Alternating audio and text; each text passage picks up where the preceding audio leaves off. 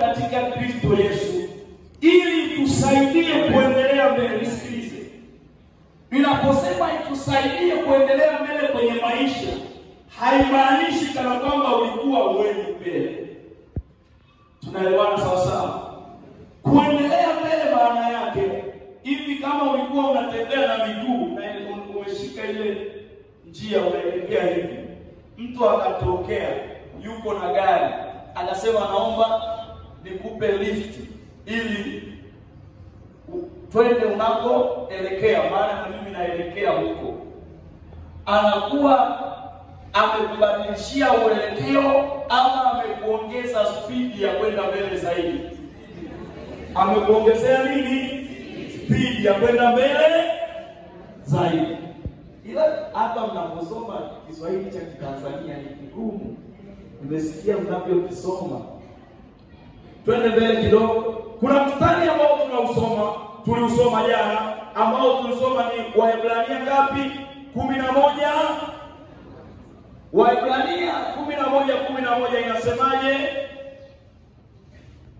Kwa imani hata Sara mwenyewe alipewa uwezo wa kuwa na mimba hata alipokuwa amepita wakati wake, kwa sababu alimhesabu yeye aliyeahidi kuwa ni nini? Ni mwaminifu. Alihesabu kuwa yeye aliyeahidi nani? Sasa kwenye somo hili kuna mistari ambayo inatuongoza. Unaweza ukaandika waraka wa kwanza wa Mtume Paulo kwa Wakorintho. Jana ilikuwa utangulizi, leo ndio tumeanza. Mistari inayotuongoza, waraka wa kwanza wa Mtume Paulo kwa Wakorintho, sura ya 13 na ule mstari wa 13. Fungua Biblia yako. Waraka wa kwanza wa Mtume Paulo kwa Wakorintho, ile sura ya 13 na mstari wa 13. Twende kwa pamoja. Biblia inasemaje?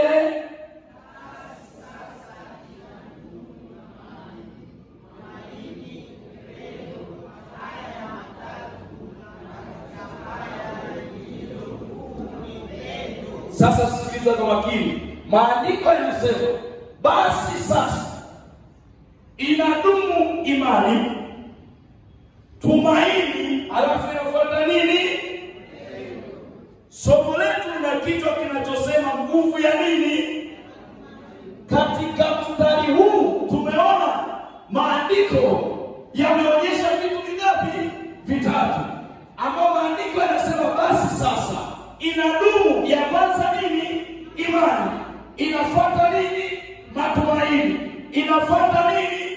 Upendo. Anasema haya matatu ambayo ni imani, tumaini na upendo. Na katika hayo matatu lililo kuu nini? Ni upendo. Sasa sisi kwenye somo letu, katika haya yote kwenye somo letu tumechukua hiki kimoja ambacho ni nini? Tumaini. Sijui kuna watu wanaelewa. Sasa inatakiwa tuanze kuelewa. Unajua, tunaweza tukawa tumesikia mara nyingi tumaini ni nini. Nikiingia kwenye Kiswahili cha ndani ambacho huenda Goma nyinyi hamkijui, tumaini ni umoja. Matumaini ni nini? Wingi. Singular in the plural kwenye Kiingereza. Tunasema tumaini ni nini? Kwa Kiswahili hicho ni Kiswahili cha Tanzania. Tumaini, kuna tumaini na matumaini. Sio, kuna watu wanayatofautisha haya maneno. Tumaini, matumaini. Ukishaweka ni wingi. Ukishaweka tumaini ni umoja. Ukisema tumaini langu ni Kristo Yesu, maana yake hauna sehemu nyingine yoyote nje ya Kristo Yesu. Umeweka tumaini lako kwa mtu huyu mmoja, sio mtu, kwa Mungu mmoja. mmoja aliye hai. Sasa nataka nizungumze kidogo tu kwa leo. Tunawezaje kutofautisha maana ya imani na matumaini au tumaini? Unajua, ukimuuliza mtu nini tofauti kati ya imani na tumaini au imani na matumaini,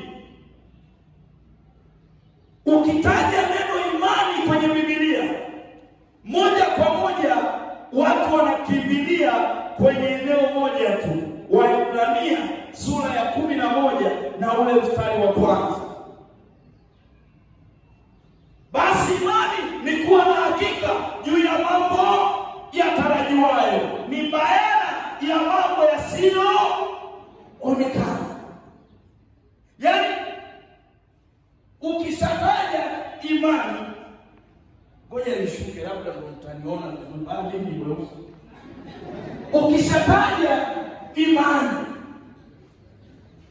Wakristo wote duniani ama waumini wengi duniani, ukitaja imani wanakimbilia Waebrania 11:1 ambayo inasema basi imani ni kuwa na hakika. Usikimbie. Basi imani ni kuwa na hakika. Usisome Biblia kama physics. Basi imani ni kuwa na nini? Na hakika. Kama una Biblia yako unapigia mstari lile neno hakika. Kwenye Kiingereza natumia neno confidence. Kwenye mahali pengine ukisoma kwenye Amplified Bible ya Kiingereza hajatumia lile neno imani kuwa na hakika, amefunga mabano, ametumia maneno zaidi ya mawili. Ametumia neno trust in, believe in. Maneno yote yale yanajumlisha lile neno ambalo kwenye Kiswahili ametumia neno hakika. Basi imani ni kuwa na hakika ya mambo. Usikimbie kwenye yatarajiwa. Kama hauna jambo unalotarajia, hakuna imani. Maana yake ili tuione imani tutaipima kwenye jambo. Una jambo gani? Ndio maandiko yanasema basi imani ni kuwa na hakika juu ya mambo yatarajiwayo. Halafu anasemaje? Anasema ni kusadiki mambo yasiyoonekana. Ukisoma kwenye Kiswahili kingine cha Biblia anasema ni bayana ya mambo yasiyoonekana. Haleluya. Haleluya. Twende kwenye zile notes zangu sasa. Unafanya haraka. Watu wanataka wafanye supu. Rudi kwenye imani. Sasa nilikuandikia kwamba imani ni kuwa na uhakika wa mambo yatarajiwayo. Sasa ni kuwa na uhakika wa mambo yatarajiwayo. Twende mbele. Tumaini au matumaini ni tarajio au tazamio fulani la jambo fulani ambalo tayari unao uhakika. Nataka kutofautisha baina ya imani na tumaini. Amen. Tumaini ni tarajio au tazamio. Kuna kitu unatazamia, lakini kitu kile hautazamii kwa mashaka, una uhakika nacho. Hiyo ni nini? Ni tumaini. Au ni mtazamo. Ukishataja neno mtazamo kwenye kwenye Kiingereza mtazamo inazungumzia masuala ya akili. Ni mtazamo ama akili zenye msimamo wa matarajio mema kutoka kwa nani? Kwa Mungu. Naomba wote tusome hii ya pili. Ni mtazamo au akili zenye msimamo wa matarajio mema kutoka kwa nani? Hii ndo maana nilipenda zaidi. Turudie tena. Ni mtazamo zenye msimamo wa matarajio mema. Funga breki hapo. Ni msimamo wa matarajio yapi? Sio matarajio mabaya. Matarajio hayo mema yanatoka kwa nani? Sasa mimi nimesoma digrii yangu ya kwanza ya ualimu wa kemia na biolojia. Nikikupigia jedwali nitakuandikia imani huku, nitakuandikia tumaini. Unitofautishie. Tumesema imani kuwa na hakika juu ya mambo ya tarajiwayo. Tumaini ni tarajio au matazamio ambayo una uhakika nayo. Kwa hiyo kumbe tumaini liko ndani ya tafsiri ya nini? Watu sijui wanamuelewa Mungu asubuhi ya leo. Kwa hiyo tumaini liko ndani ya tafsiri ya nini? Kwa sababu tunapoanza kuifafanua tumaini ama matumaini, tunapata huyu kumbe wewe uko vizuri, utapata soda hiyo. Anasema kwa ufupi, tumaini ni matarajio au matazamio ya ahadi tu zilizoahidiwa, lakini imani ni uhakika wa matarajio hayo. Hizi tutazigawa. Haleluya. Haleluya. Tusogee mbele kidogo. Kinachotangulia, fungua Warumi 5:1-5. Fungulie hicho chako.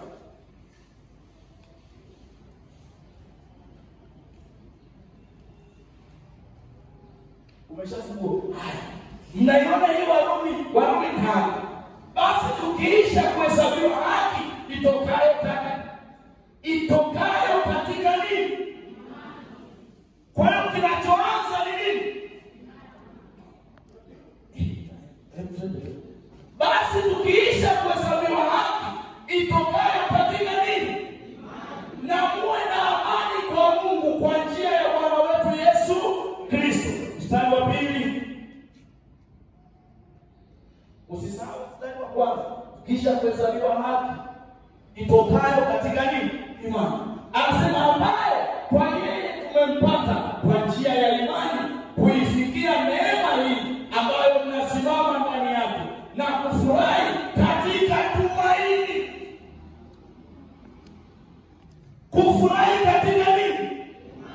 Kilichozaa hii furaha inayopelekea tumaini ni nini? Kumbe darasa linaelewa. Kilichozaa hili tumaini la utukufu wa Mungu ni nini? Kulionalo katika Kristo. Kwa hiyo kinachoanza ni nini? Inafuatia nini? Kwa hiyo kama tumekuwa na maji, tumeyaweka maji hapa, nenda kwenye mchoro wangu wa mwisho. Tumekuwa na maji, tumeyaweka ndoo ya maji hapa, tukatumbukiza jiwe ndani yake. Niambie, ipi ni imani na ipi ni tumaini? Hilo ni swali. Kwenye saikolojia tulipokuwa tunajifunza, nimesoma saikolojia kwenye elimu na kwenye daktari. Tulipokuwa tunasoma saikolojia, walisema kwamba mwanadamu alivyo, akipewa swali, kama yuko kwenye kundi, anajua jibu lake sio sahihi. Kwa hiyo hata hapa kuna watu wote ambao mna majibu. Ni kila mtu ataandika jibu lake. Lakini kwenye kusema, nani atasema? Sasa kuna mchoro kule. Nimewauliza, tumeweka ndoo ina maji hapa, tukadumbukiza jiwe ndani. Kipi ni imani na kipi ni tumaini?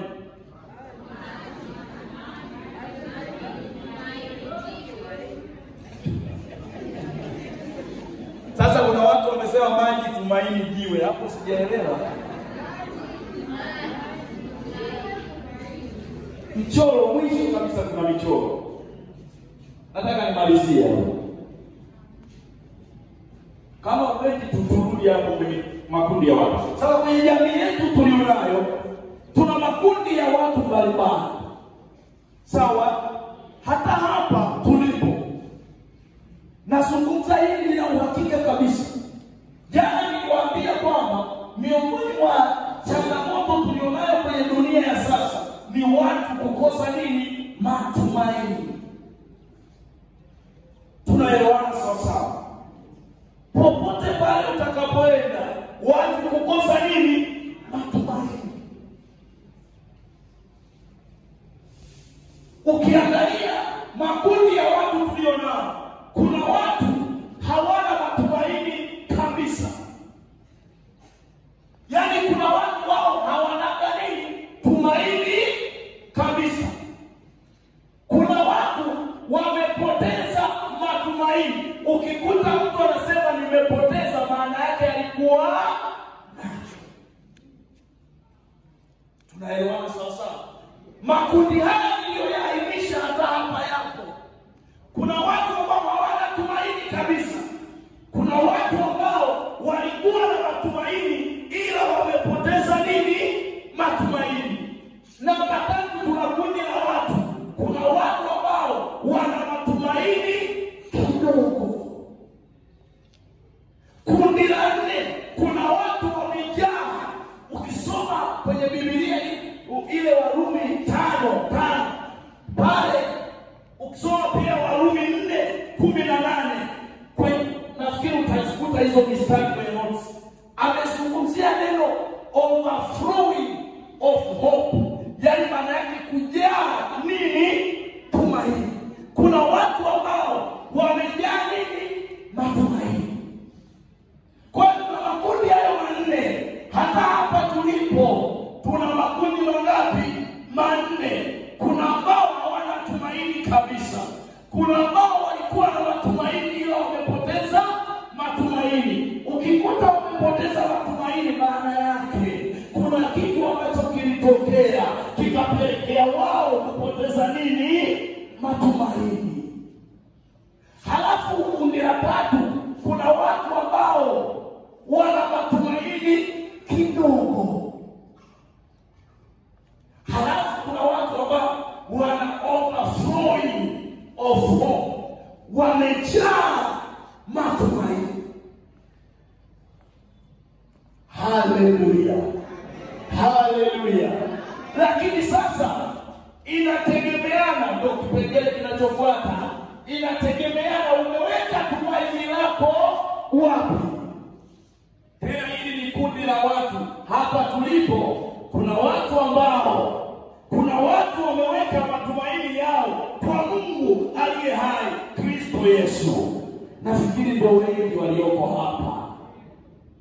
Nilikuwa nahubiri Tanzania kule mkoa mmoja unaitwa Arusha. Nilikuwa na semina ya siku 8. Nimefika siku ya 7, tulikuwa na maombi na maombezi. Akaja mama mmoja, na mama wa Kichaga kule Tanzania wanapenda hela.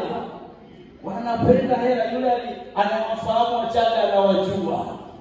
Wako wanapenda hela, wote tunapenda hela, ila Mchaga anapenda hela. Najua hapa Mungu kutakuwa na kabila hiyo inapenda hela sana. Sasa yule mama wa Kichaga akanifuata, nimetoka madhabahuni tumeingia ofisini kwa mchungaji, akanifuata, akasema mtumishi, nataka kuongea na wewe. Akaniambia, mtumishi, mimi nimeachishwa kazi. Benki nina milioni 70 tu. Nina watoto nasomesha. mume wangu amefariki, nafanya nini? Nikamwambia, mama, unamwamini Bwana? Akasema, namwamini. Akasema, hebu niambie, unamwamini Bwana Yesu? Akasema, ndio, namwamini Bwana Yesu. Wewe tulishi tusema. Hata hapo wanasema, wewe mchungaji tusema, mimi nitapokea neno lako. Nikasema, kabla hujaingia kwenye ajira, ulikuwa yani unachokisikia ndani, ulikuwa unasikia kufanya nini? Kule Arusha kuna mgodi wa Tanzanite. Akasema kwamba nilikuwa natamani niwe sehemu ya wachimbaji wadogo wa madini haya ya Tanzanite. Nikasema, ili uwe mchimbaji mdogo upate plot, uanze kufanya uchimbaji, unatakiwa uwe na milioni ngapi? Akasema, mtumishi, si chini ya milioni 50. Sasa kwenye akaunti benki imebaki milioni 70. Nikamwambia, sasa hizi hela zilizobaki katoe zote kawekeze kwenye mgodi. Akasema, sasa mtumishi, nawezaje? Wao na lafudhi yao ya Kiswahili, sasa mtumishi, nawezaje kwenda kuwekeza huko? Watoto wangu watakula nini? Nikasema, hapa nimekutana Chaga na pesa. Nikamwambia, mama, kama ndo kitu ulikuwa unakisikia kufanya, nenda kawekeze. Tunamwamini Mungu, tutamuomba Mungu. Tunamwamini Mungu. Kama unamwamini Mungu, kawekeze. Nikamwambia kwa ujasiri kabisa. Yule mama hakusita. Jumatatu yake tumemaliza semina, akaenda kuchukua pesa benki, akapeleka kuwekeza. Alipoenda kuwekeza, kilichofuatia, alibaki na hela kidogo tu, akaenda kuwalipia watoto wake shule za gharama, akawalipia ada. Ndani ya wiki hiyo ambayo aliwalipa watu waanze kuchimba na nini, kila siku jioni simu inapigwa, mtumishi, yani mimi nimewekeza, nimefanya kama ulivyoniambia, lakini leo tumechimba mchanga wote, hatujapata kitu hata.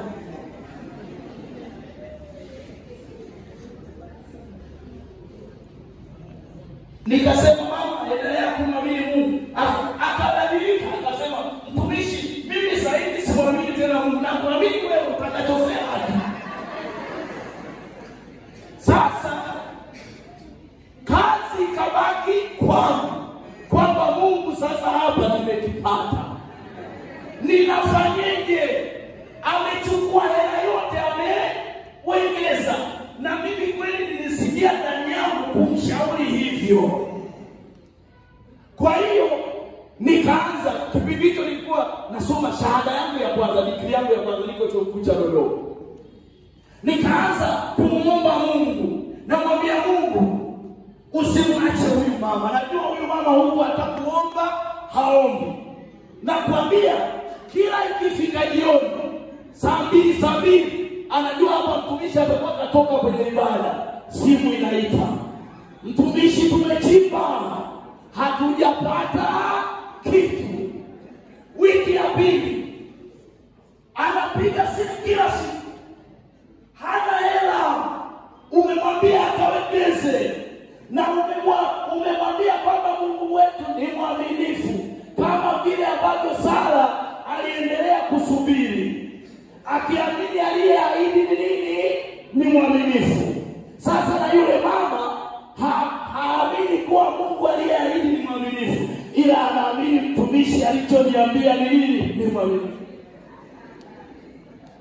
Kwa hiyo tukaenda, nikamwambia Mungu, mimi kwa kweli sasa hivi nitafunga na kuomba kwa ajili ya huyu mama.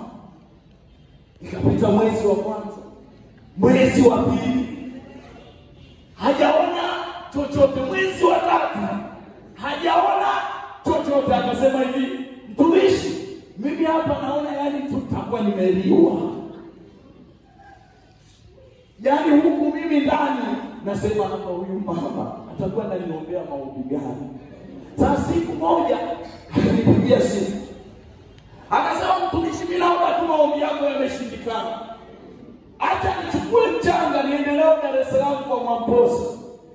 Kuna mtume mmoja kule Dar es Salaam. Nikamwambia mama, Mungu ni yule yule, endelea kumwamini Mungu, maana kitakachokusaidia ni imani yako. Ndicho ambacho kitakuponya na kukusaidia hapo. Hata ukienda popote, ni imani yako.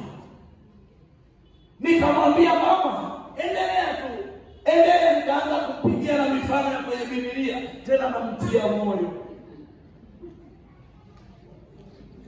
Ikafika miezi 6 hajaona.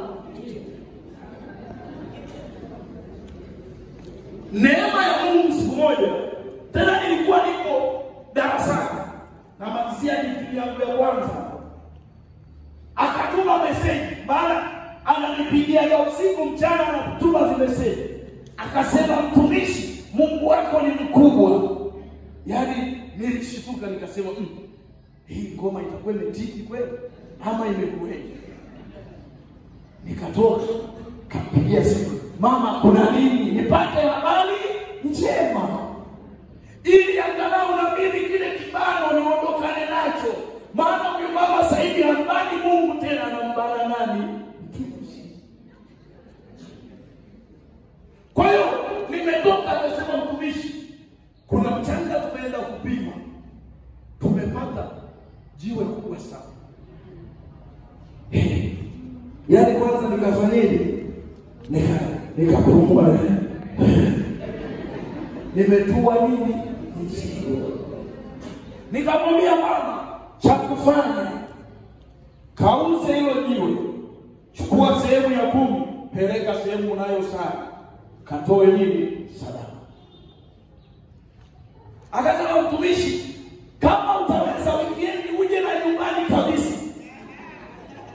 Sasa nataka nakwambia hiki kitu tunakutana nacho kwenye huduma mbalimbali.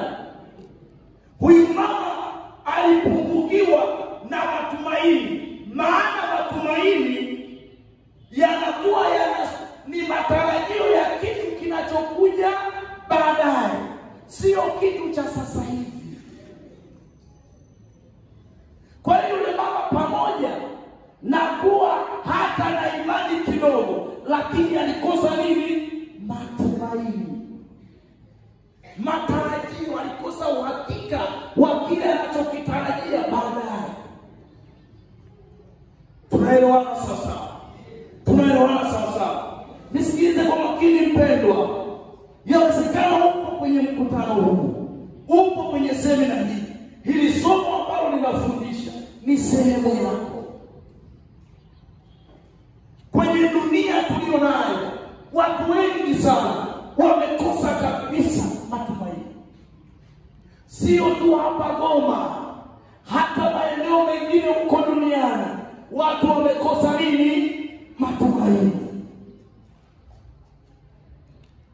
Na kama watu wamekosa matumaini, kinachoanza wamwamini Kristo ambaye ndiyo chanzo cha kuwapa tumaini la kweli.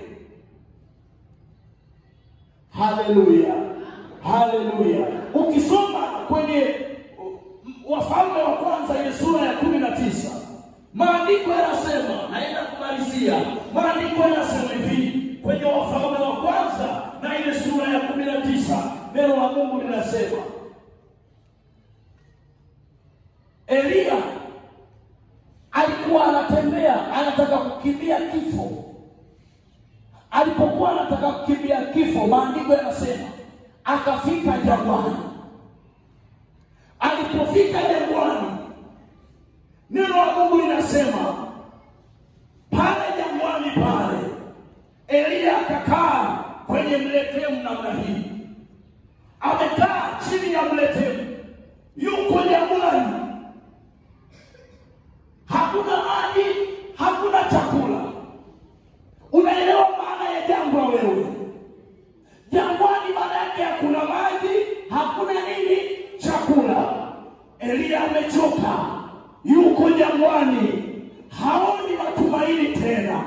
Amelala kwenye mletemu. Mletemu ni mti ambayo inaota maeneo ya jangwa. Elia amekaa kwenye mleteo. Alipokuwa amekaa kwenye mleteo, Biblia inaniambia hivi, malaika wa Bwana akaja akamwambia Elia, umekaa hapa, inuka ule, nimekuletea mikate na maji, inuka ule. Kwa nini niinuke niwe? Malaika anamwambia, safari yako bado ni nini? Safari yako bado ni nini? Safari yako bado ni nini? Malaika anamwambia Elia, usikae hapa, safari yako sio hapa, safari yako sio kule ambako kulikuchosha, safari yako bado ni ndefu. Kuna sehemu ambako Bwana anakupeleka, haujafika bado, inuka ule. Elia amekaa, akala mara ya kwanza, akala malaika tena akaja mara ya pili, akasema Elia, haijatosha bado, unatakiwa uinuke tena ule. Hauli sio kwa sababu una njaa. Si mchungaji ananiruhusu nishuhudie huu. Hauli sio kwa sababu una nini? Una njaa. Unakula kwa sababu safari yako bado ni nini? Ni ndefu. Kile chakula cha kwanza ambacho malaika amekupa kilikuwa ni chakula kwa ajili ya kutoa njaa yako, lakini hiki cha pili kilichokuja sio chakula kwa ajili ya njaa, ni chakula kwa ajili ya safari iliyoko mbele yako. Anasema inuka ule. Nakwambia Mungu ameleta neno hili kwa ajili ya mtu mmoja hapa. Neno la Mungu ni chakula cha uzima. Inuka ule, safari yako bado ni nini? Ni ndefu. Safari yako bado. Yawezekana umekaa kwenye mleteo, hauoni pa kwenda. Kila unachofanya unaona kimepotea. Elia aliambiwa ya kwamba manabii wote wameangamizwa, manabii wote wamekufa, umebaki tu wewe mwenyewe.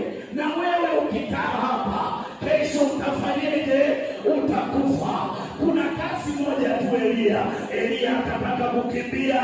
Alipotaka kukimbia akakutana na jangwa. Jangwa kwa wakati tulio nao, hautakutana na jangwa.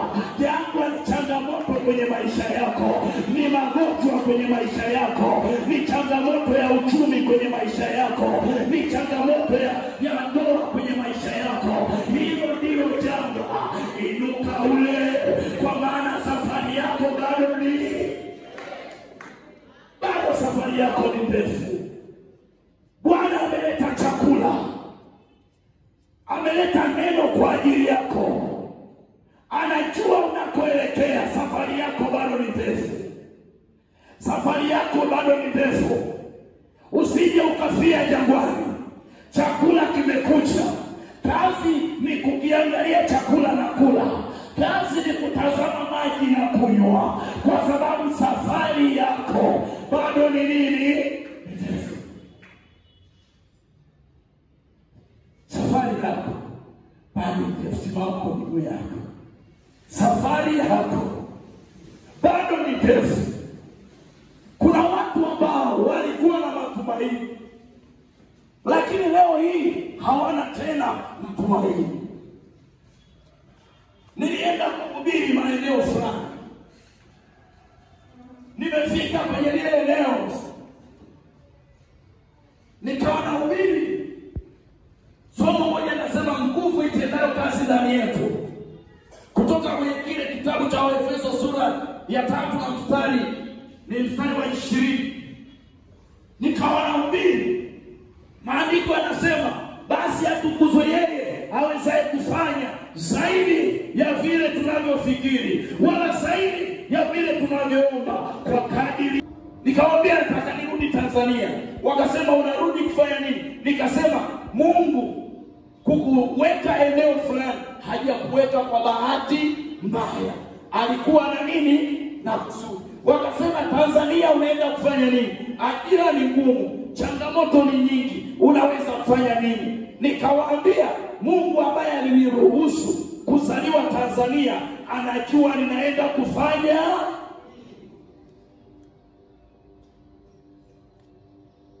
anajua naenda kufanya nini. Nikamwambia kwamba labda hali hiyo ngumu mnayoiona, labda Mungu ameniweka pale mimi nikasababisha hali iwe rahisi isiwe ngumu.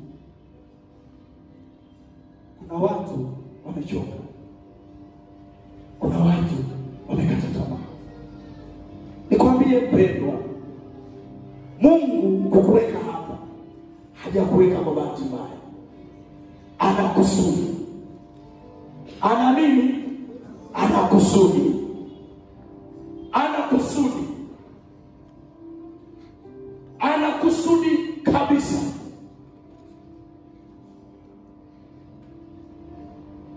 Mungu kuwatoa wana wa Israeli utumwani, ilitakiwa Musa aende kukaa kwanza kwa Farao, halafu akirudi apewe jukumu la kwenda kumwambia Farao kwamba Mungu amenituma uachie wana wa Israeli.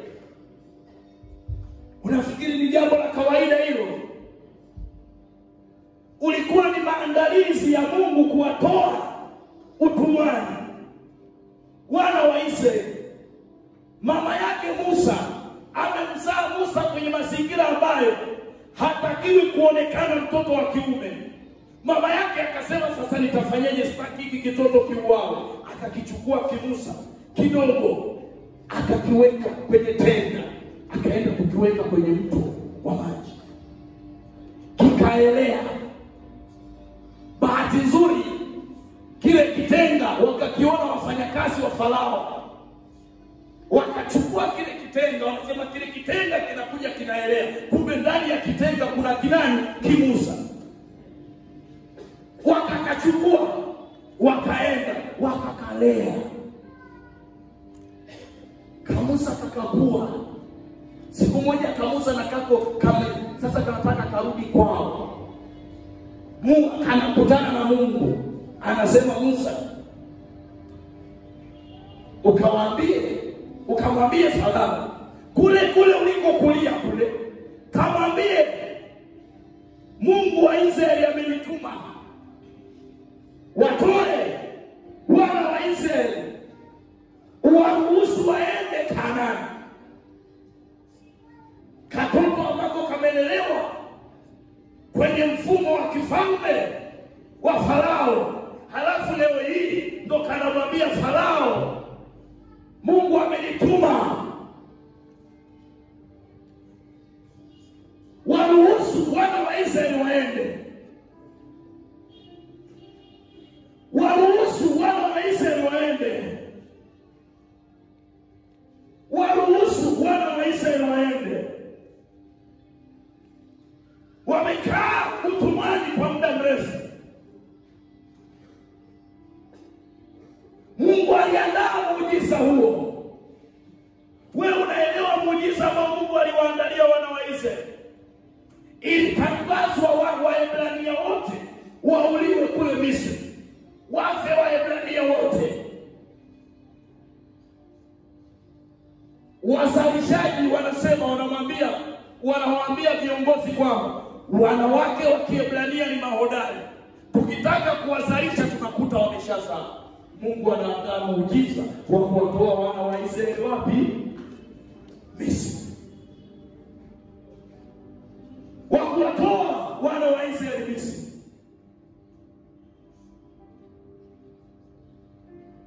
Kuna watu ambao wako tayari kwenye maisha yao walio nayo hapa Goma kuomba kwa ajili ya Goma. Nyosha mkono.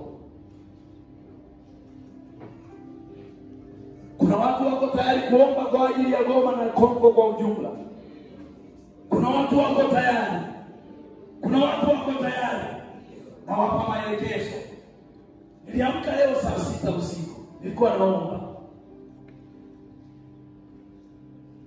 Nataka nikupe maelekezo ya muhimu sana.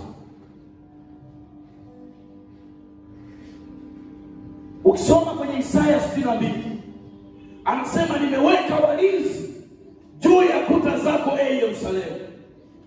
hawatanyamaza usiku wala mchana. Sikiliza neno linalosema, enyi wenye kumkumbusha Bwana, msiwe na kimya wala msikae kimya mpaka itakapofanywa imara Yerusalemu.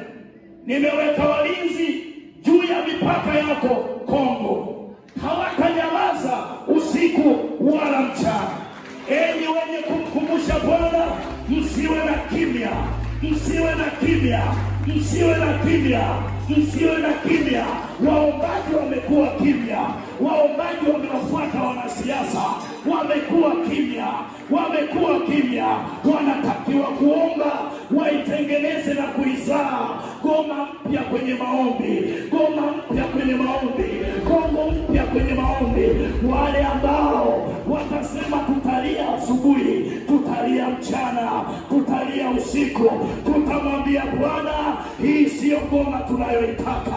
Kuna goma ambayo umetuandalia, kuna goma uliyoikusudia wewe mwenyewe, sio hii. Kwenye ulimwengu wa roho hatuioni hii, hatuioni hii. Kuna nyingine ambayo tunaiona kwenye ulimwengu wa roho.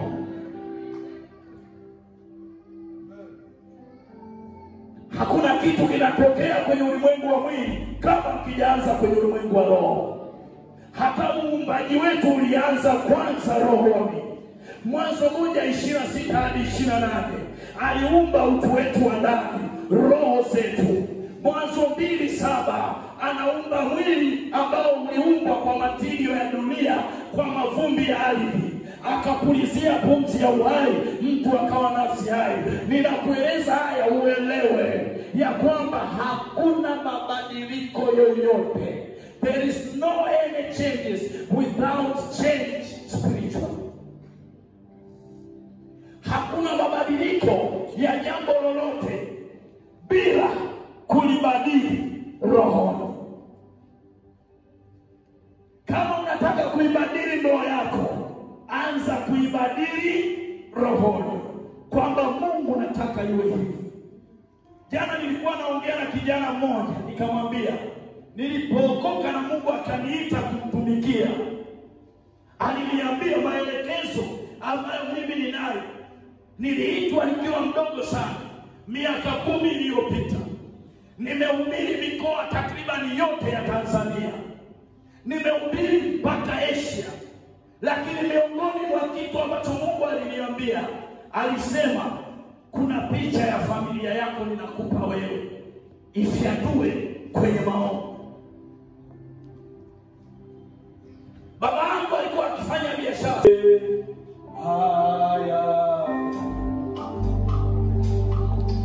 The King of Glory. Nyosha mikono yako.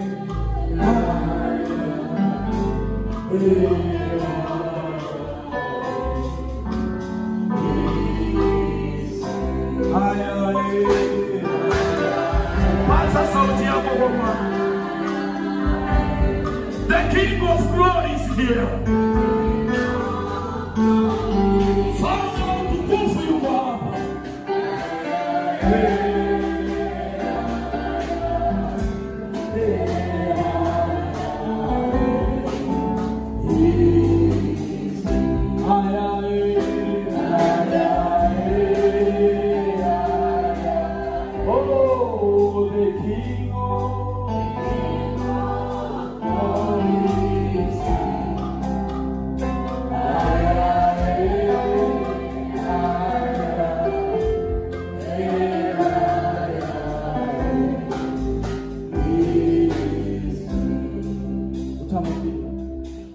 Utawambia nini ukimwona? Utawambia nini ukimwona?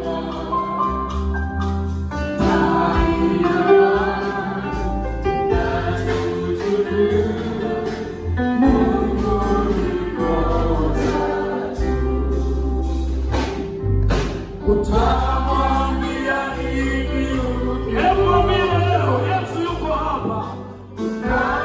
utamwambia nini Yesu? Utamwambia Bwana nini kwa ajili ya familia yako, kwa ajili ajili ya taifa lako, kwa ajili ya ndugu zako, kwa ajili ya kanisa lako.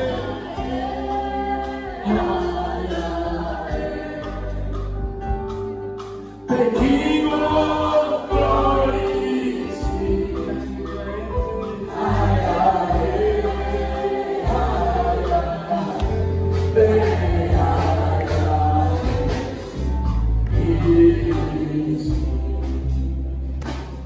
Nifuatishe maneno haya. Sema Bwana Yesu.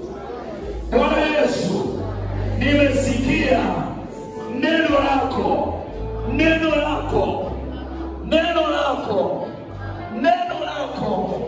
Nimesikia neno lako. Umeniambia nile chakula ambacho ni neno lako. Kwa maana safari yangu bado ni ndefu. Bado ni ndefu. Bado ni ndefu. Umeniambia nile chakula. Nile chakula. Kwa maana safari yangu bado ni ndefu. Bado ni ndefu. Bwana Yesu, nimesikia neno lako ya kwamba saa imefika. Saa imefika. Nimezunguka mlima huu. Sasa yatosha. Sasa yatosha. Sasa yatosha. Sasa yatosha. Sasa yatosha. Kwa jina la Yesu. Kwa jina la Yesu. Kila kizuizi. Kila kizuizi. Kila kizuizi kilichonishikilia kwenye ndoa yako, kwenye uchumi wako, kwenye huduma yako, kwenye afya yangu, hicho kizuizi sahi, sahi, sahi, sahi, sahi, sahi, sahi, hicho kizuizi cha magonjwa, hicho kizuizi cha afya, hicho kizuizi cha uchumi, hicho kizuizi kwenye utumishi, saa hii ninatamka kwa jina la Yesu, kwa jina la Yesu, kwa jina la Yesu, kwa jina la Yesu, kwa jina la Yesu, kwa jina la Yesu, kwa jina la Yesu. Ni saa ya kuwekwa huru. Ni saa ya kuwekwa huru. Ni saa ya kuwekwa huru. Ni saa ya kuwekwa huru. Ya kuwekwa huru. Nifuatishe ombi hili. Sema hivi: Bwana Yesu, ninachukua damu ya Yesu, damu ya agano jipya, damu ya agano jipya, ninaibeba kwa imani. Damu ya Yesu ninainyunyiza kwenye mipaka ya Kongo, ninainyunyiza kwenye mipaka ya Goma, ninainyunyiza kwenye mipaka ya Goma. Damu ya agano jipya, damu ya agano jipya, damu ya Yesu ninaibeba kwa imani, ninaibeba kwa imani, kwa maana ni damu ya agano jipya iliyoamriwa kwa ajili ya wengi. Ninaibeba damu ya Yesu, ninainyunyiza kwenye ardhi ya Goma, ninainyunyiza kwenye anga la Goma. Damu ya Yesu kwenye kila eneo, damu ya Yesu kwenye kila mpaka, damu ya Yesu kwenye kila sehemu, kwa damu ya Yesu. Bwana Yesu, fuatisha maneno haya kwa sauti. We declare and we decree, I have assurance of God. There is a time God wants to save you, but your spirit and your soul and your mind is not ready to be saved. The word of God is here. I declare and I decree right now.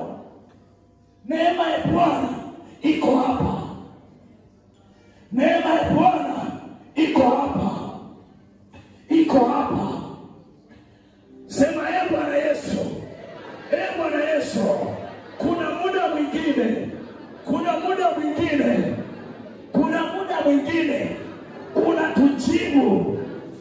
matatizo yetu,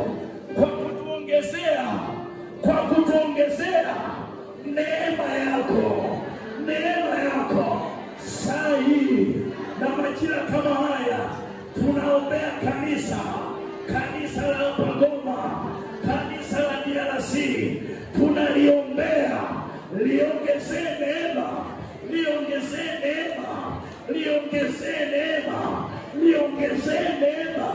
liongezee neema, kwa maana neema yako itatusaidia kustahimili.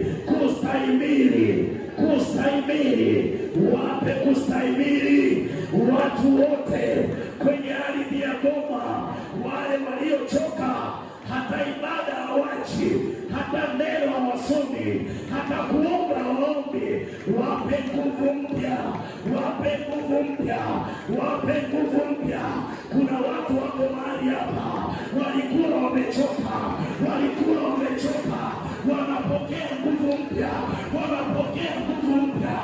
wanapokea nguvu mpya. Haya, pokea nguvu mpya, nguvu za Bwana, nguvu za kukutegemeza ulipokuwa umekata tamaa. Pokea nguvu mpya, uinuke tena kwenye uchumi wako, uinuke tena kwenye ndoa yako, uinuke tena kwenye afya yako, uinuke tena kwenye masomo yako. Bwana akuinue tena.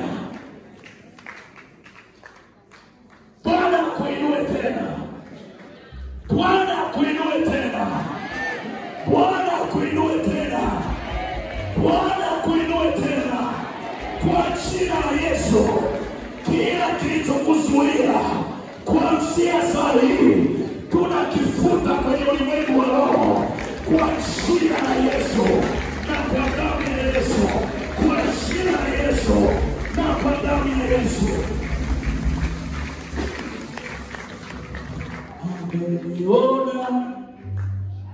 Ameniona.